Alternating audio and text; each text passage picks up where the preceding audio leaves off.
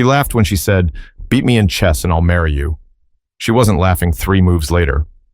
You ever meet someone who doesn't say much, but somehow their silence speaks louder than everyone else's noise? That was Calvin Brooks. Most nights around 10 p.m., when the streets of Columbus, Ohio started to empty, Calvin was just clocking in. The glass towers of Davenport Industries glowed above the city like a monument to power. But inside, it was quiet. Too quiet. Calvin would roll his cart down the polished hallways, the faint squeak of the mop echoing against the marble floors. It wasn't glamorous work, but it was steady. And steady, to him, meant peace. He'd been there for almost 7 years, never late, never complained. He kept his earbuds in most of the night, listening to old blues tracks. Muddy Waters, B.B. King, sometimes even a little Coltrane when he wanted to feel like his younger self again. There was something about those empty offices that comforted him. The stillness, the order. Everyone else had gone home, but Calvin stayed, cleaning up after the people who made the big moves, the ones who signed the deals, made the calls, wore the $1,000 watches. He never envied them. Not really. He'd seen enough of life to know that money doesn't always mean peace. Every so often, he'd pause by the glass conference room where the board held their weekly meetings. He'd look at the long table, the untouched chessboard sitting near the center, its pieces frozen mid-game. That board always caught his eye. Not because of the game, but because of the way it looked. Perfect. Orderly. Every piece in its place. What no one knew, what no one even thought to ask, was that Calvin once dreamed of sitting across from some of the greatest chess players in the country. He wasn't just good, he was a prodigy. Back in the day, before the janitor's uniform, before life hit him harder than a checkmate, he'd played tournaments all over Indiana and Michigan, won some, lost some. But when his mother fell sick, the board went back in its box. He traded bishops and rooks for brooms and rags, and he never looked back. At least, not until that night. That night, something was different. There was music coming from the top floor, laughter, clinking glasses, the kind of sounds you don't usually hear when you're working a night shift. It was the company's quarterly reception, hosted by the CEO herself, Victoria Hale, a woman everyone either feared or wanted to impress. Calvin glanced at his reflection in the elevator doors. He wiped his hands on his work pants and took a slow breath. "Another night," he murmured. But as the elevator lights blinked and the sound of that party grew louder, he didn't know that before the shift was over, his life would change forever. But up on the 20th floor, the woman who ruled Davenport Industries was about to make a move that would expose her biggest blind spot. Victoria Hale didn't like losing. Not at chess, not in business, and definitely not in life. By 37, she'd turned Davenport Industries into one of the fastest growing logistics firms in the Midwest. Her office overlooked downtown Columbus, floor-to-ceiling glass, minimalist decor, and a sense of authority that hit you the moment you stepped inside. To her employees, she was a force of nature, brilliant, commanding, and sharp-tongued. They whispered about her during lunch breaks. Some admired her discipline. Others called her cold. She didn't mind either way.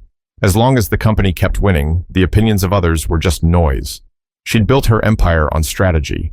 Every decision, every partnership, every hire, all calculated moves. The same way she played chess.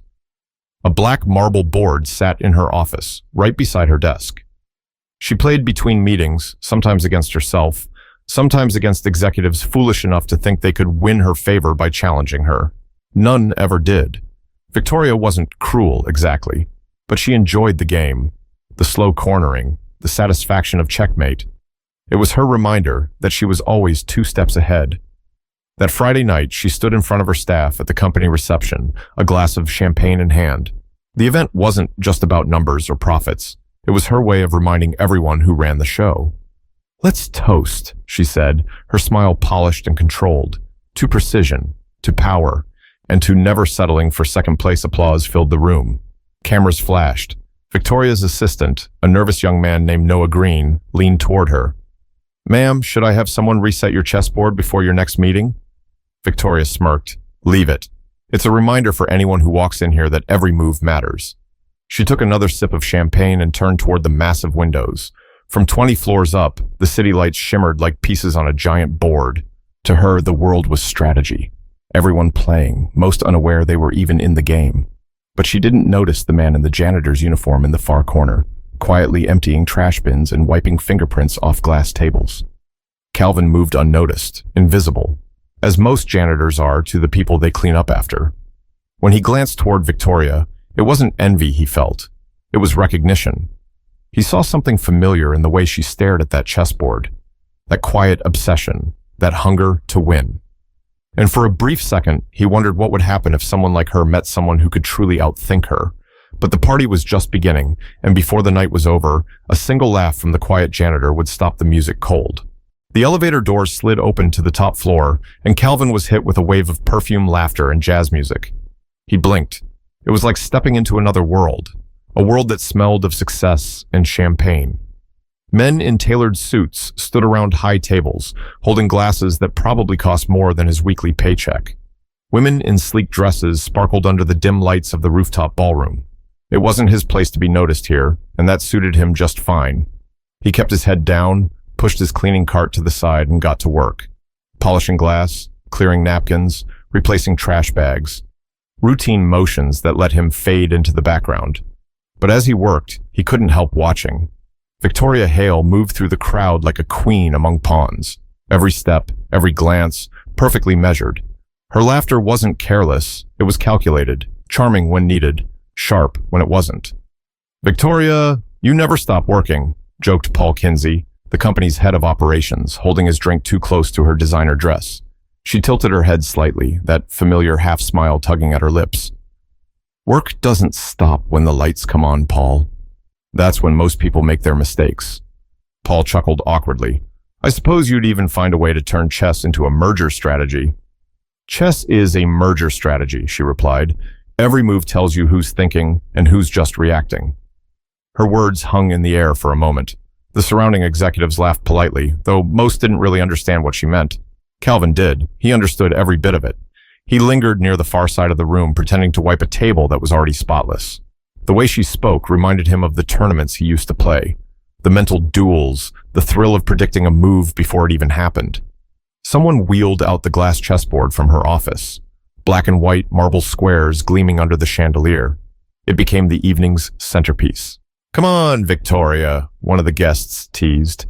"Show us that famous brain of yours." She smiled coolly. "Careful what you wish for."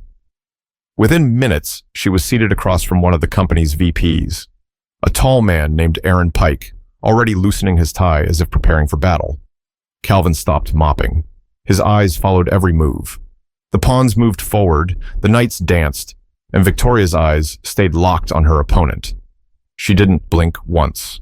Within 10 minutes, she had him cornered. Checkmate. The room erupted in cheers. "You see?" Victoria said, raising her glass. "Strategy, discipline. That's all it takes to win anything worth having." She leaned back in her chair, relaxed, enjoying the attention. Someone joked from the crowd. "What's next, Victoria? Gonna marry the first man who beats you?" That's when she laughed, a confident, slightly mocking laugh, and said the words that would set everything in motion. "Beat me in chess and I'll marry you." The crowd roared, glasses clinked. It was just a joke to them, an offhand comment made by a woman who had never been beaten. But not to the man in the corner with the mop. Calvin couldn't help it. He let out the smallest chuckle, and that sound, faint as it was, carried through the room like a spark in a gas line. But Victoria Hale wasn't the kind of woman who ignored laughter when it wasn't directed by her. The laughter died almost instantly. Victoria's sharp eyes swept across the crowd, landing on Calvin, who stood half-hidden behind his cleaning cart. The mop handle leaned against his shoulder, and though his mouth was closed now, the faint trace of that smile still lingered. "Something funny, Mr. Janitor?" she asked. The tone wasn't cruel, not yet, but it carried enough authority to pull everyone's attention toward him. Dozens of eyes followed, the laughter replaced by an uneasy curiosity. Calvin straightened up slowly. "No, ma'am," he said quietly. "Didn't mean no disrespect." Her eyebrow arched. "Disrespect?" "I didn't say it was disrespectful. I asked if you found something funny." Calvin hesitated, then replied, "Just thought it was a bold bet, that's all." Victoria tilted her head, amused now. "A bold bet? You sound like a man who plays." He wiped his hands on his uniform. "Used to." A murmur spread through the crowd. Someone whispered, "The janitor plays chess?" Victoria leaned forward, intrigued. "Used to? So what stopped you?" "Life," he said simply. She smirked. "Life stops most people. I prefer to keep moving." She glanced at the board, then back at him. "Tell me, Mr. Brooks, do you think you could beat me?" Calvin met her eyes for the first time that night. "I don't think much about beating people," he said. "I just play the board in front of me." That answer earned a few chuckles from the audience. Victoria crossed her legs and gestured toward the empty seat opposite her. "Then come play the board in front of you." The room went silent. Calvin looked at the table, then at his mop bucket. He didn't move. "I'm working, ma'am. Can't be sitting up here embarrassing folks." Victoria smiled, her voice dripping with confidence. "Oh, I'm not worried about embarrassment." "Are you?" The crowd waited. Phones came out. Someone whispered, "This is going to be good." After a long pause, Calvin sighed and walked toward the table. He took off his gloves, placed them neatly on the edge of the cart, and sat down.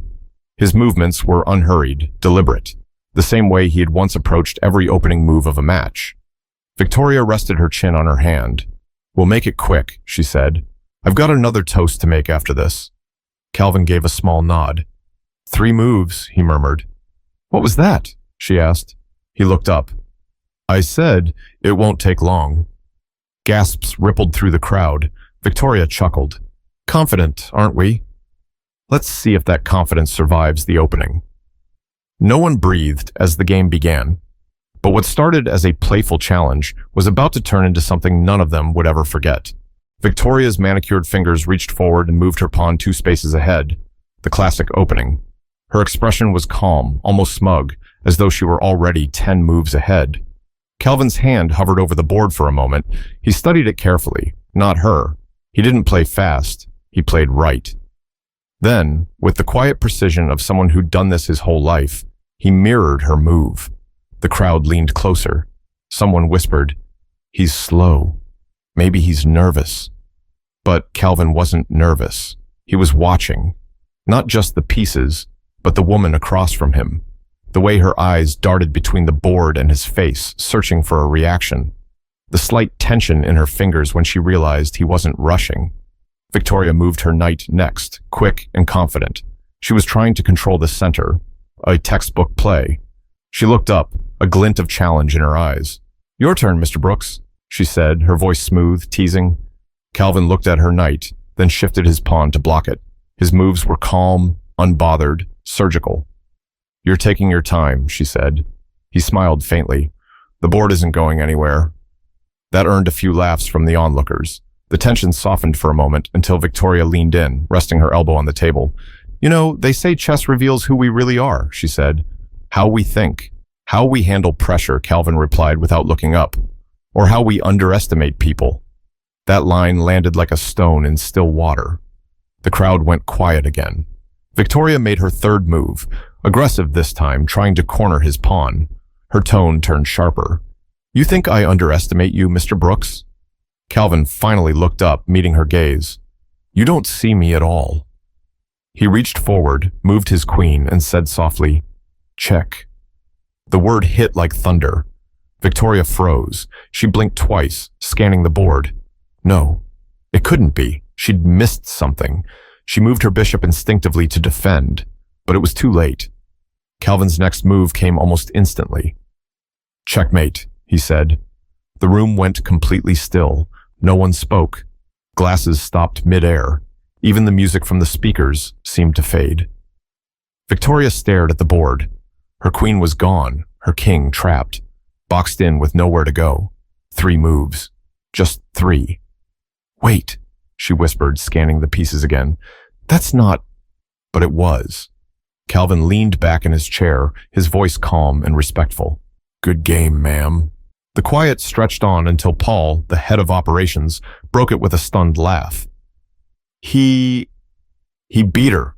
In 3 moves, phones started recording. Murmurs filled the room. Someone whispered, "The janitor checkmated the CEO." Victoria sat frozen, her polished confidence slipping for the first time anyone could remember. Her hand hovered over the board, then fell to her lap.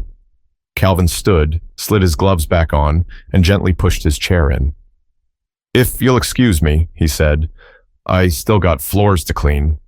He turned and walked toward the elevator, leaving behind a room full of disbelief, and one woman who suddenly realized she'd just been outplayed by the man she'd never bothered to notice. But the night wasn't done teaching her yet. The real lesson was still waiting, and it would hit harder than any checkmate. The elevator doors closed behind Calvin, and the sound of them sliding shut was the loudest thing in the room. Victoria sat there, unmoving, staring at the chessboard as if it had betrayed her. Around her, the whispers grew louder, cautious at first, then bolder. Did he really beat her that fast? I thought she was unbeatable. 3 moves? That's impossible. No one dared to laugh now, not with the look on her face. Paul tried to lighten the mood. Hey Vic, don't take it so seriously. It's just a game. Her eyes snapped up to him. No, Paul, it's not just a game. She stood abruptly, her chair scraping against the floor. The sound sliced through the silence. Without another word, she walked toward the window, her heels clicking sharply against the marble. Outside, the city stretched out before her, cold, glittering, indifferent. In her mind, the game replayed over and over. 3 moves. 3. She'd studied advanced openings, memorized entire playbooks. Yet that man, a janitor, had seen something she didn't. It wasn't the loss that stung the most. It was what it revealed. Her assistant Noah approached her carefully. Ms. Hale, are you? I'm fine, she interrupted, though her voice sounded nothing like fine. Call security. I want to know who that man is. Noah blinked. Calvin Brooks. Night janitor. Been here for years. She turned slowly. Years? Yes, ma'am. 7, I think. She exhaled, the tension visible in her shoulders. And not one person ever mentioned he was a chess player? Noah hesitated. I don't think anyone knew. She looked back at the board. Maybe that's the problem, she said quietly. We don't look long enough to see what people really are. Downstairs, Calvin walked out into the empty lobby. The night air met him with a chill as he stepped outside, the hum of distant traffic filling the space between his thoughts. He didn't smile, didn't celebrate. It wasn't about victory. It was about being seen, if only for a moment. He walked to the bus stop, the same one he used every night. But this time, as he sat down, he felt something shift inside him. Maybe pride, maybe relief. He wasn't sure. Meanwhile, upstairs, Victoria stood alone by the window long after everyone had gone. The party was over. The champagne glasses sat half empty, the chessboard untouched. She replayed Calvin's final words. I just play the board in front of me. That line wouldn't leave her, but curiosity has a way of replacing pride, and soon Victoria Hale would go looking for answers she never thought she'd need. The following Monday, Davenport Industries felt different. The tension in the air wasn't spoken. It didn't have to be. Everyone had seen the video. The janitor who beat the CEO in 3 moves. It spread through the office like wildfire. People whispered about it in the elevators, in the cafeteria, in the parking garage. Some laughed, some admired it, others pretended they didn't care. But everyone was talking. Victoria walked through the halls like usual, head high, expression unreadable, but inside something had shifted. The woman who once believed control meant strength was now haunted by the memory of a quiet man's calm stare and that one humiliating word, checkmate. That afternoon, she called her assistant. Noah, she said, I want you to bring me Calvin Brooks. He hesitated. Ms. Hale, he's, working in the West Wing tonight. Then I'll go to him, she said, standing up. When she stepped off the elevator onto the nearly empty floor, she saw him down the hall. The same uniform, the same cart, moving with the same unhurried rhythm. Calvin looked up when he heard her heels approaching. He stopped mopping, leaned on the handle, and said softly, Didn't think I'd see you down here. Victoria managed a small smile. I owe you that much. She stood there for a second, unsure of how to begin. You embarrassed me, she said plainly, but that's not why I came. Calvin raised an eyebrow. Why then? I wanted to understand, she said, how you saw that so fast. How I didn't. He wiped his hands on a rag. You were playing me. I was playing the board. Big difference, Victoria chuckled, shaking her head. You talk like a man who's been thinking about that game. He gave a small shrug. I don't think about the game. I think about people. She studied him for a moment, then asked, "You ever play professionally?" "Used to," he said. "State level, Indiana, Michigan, won a few, lost a few." "What happened?" "My mom," he said simply, "got sick, needed care. Chess didn't pay bills, but mopping floors did." His voice was calm, matter of fact, but there was weight behind it. Victoria didn't know what to say. For the first time in years, she felt small. Not in a bad way, but in a way that reminded her she didn't know everything. "I misjudged you," she admitted quietly. He smiled faintly. "You didn't misjudge me. You just never looked close enough." For a long moment, they stood there in silence. The CEO and the janitor, the queen and the pawn, both realizing how wrong the game's labels really were. Victoria finally said, "You ever think about teaching chess again?" He laughed softly. "To who?" "Folks up there too busy to learn." She crossed her arms. "What if I'm not?" Calvin looked at her, really looked, and saw something different this time. Humility, curiosity, a kind of quiet respect. "Maybe," he said, "if you're ready to lose a few more times." For the first time in a long while, Victoria Hale laughed. Not the polished, rehearsed kind, but something genuine.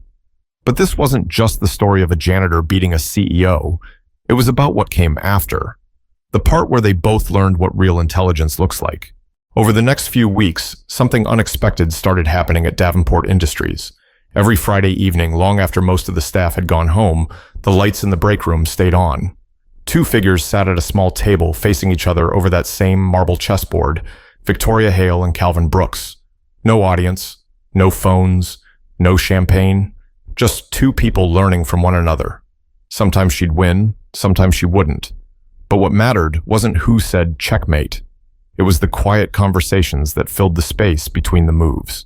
Victoria started asking questions she'd never asked before. "What do you see when you look at the board?" Calvin would answer, "Patterns. Opportunities. The mistakes people make when they think they've already won." That line stuck with her, because for years, she'd built her success on the idea that strength meant never losing. But Calvin taught her something she'd never read in a business book, that real strength comes from not needing to prove it.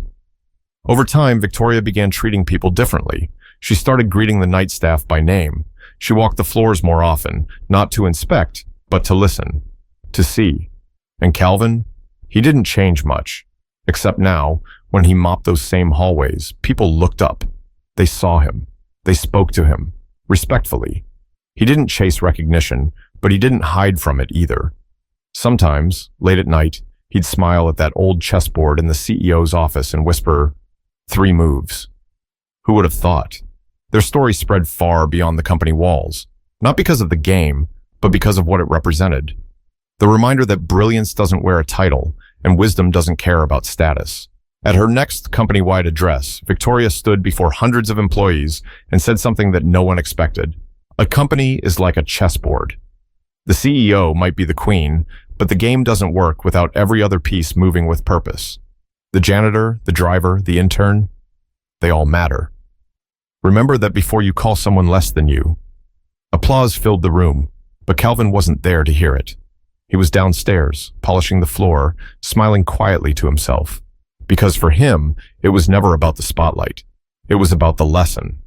And maybe that's the point. In a world obsessed with winning, sometimes the most powerful move is just seeing people for who they are, before they ever make their move. If you're watching this right now, remember this. The next time you pass by someone who seems invisible, the janitor, the cashier, the bus driver, look twice.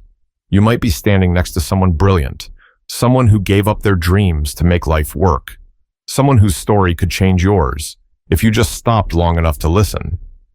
Because talent has no uniform and respect costs nothing. So ask yourself, are you playing the board or just playing people?